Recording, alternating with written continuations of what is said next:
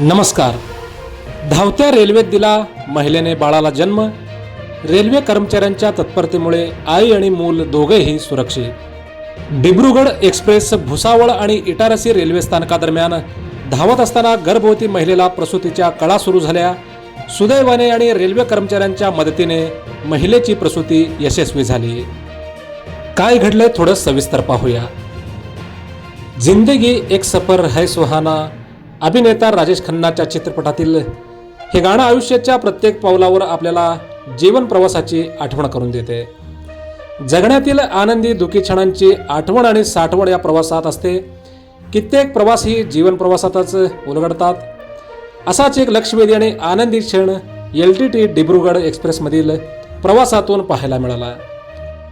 धावत्या एक्सप्रेसमध्ये महिलेची प्रसूती यशस्वी झाली आणि माता पित्यांसह रेल्वे कर्मचाऱ्यांचा जीव भांड्यात पडला. मध्य रेल्वेच्या रनिंग स्टाफ आणि प्रवासी मदतीने महिलेची प्रसूती यशस्वी झाली. भुसावळ आणि इटारसी स्थानकादरम्यान महिलेने गोंडस मुलाला जन्म दिला. सध्या दोघांचीही प्रकृती स्थिर असून ते सुरक्षित असल्याची माहिती मिळाली आहे. रेल्वेने प्रवास करणाऱ्या ज्योती चौधरी या महिलेला 5:15च्या सुमारास प्रसूतीच्या वेदना सुरू झाल्या.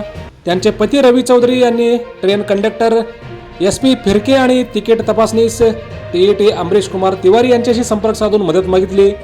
प्रसूती वेदना सुरू झाल्यानंतर महिलेची प्रकृती झपाट्याने खालवत होती. परिस्थितीचे गांभीर्य ओळखून रेल्वे कर्मचाऱ्यांनी तातडीने हालचाल सुरू केली. B6 डब्याच्या गॅलरीत ब्लँकेट आणि चादरींच्या सहाय्याने स्वच्छ व सुरक्षित जागा तयार करण्यात आली आणि गर्भवती महिलेला तेथे आरामदायी व्यवस्था करून देण्यात आली.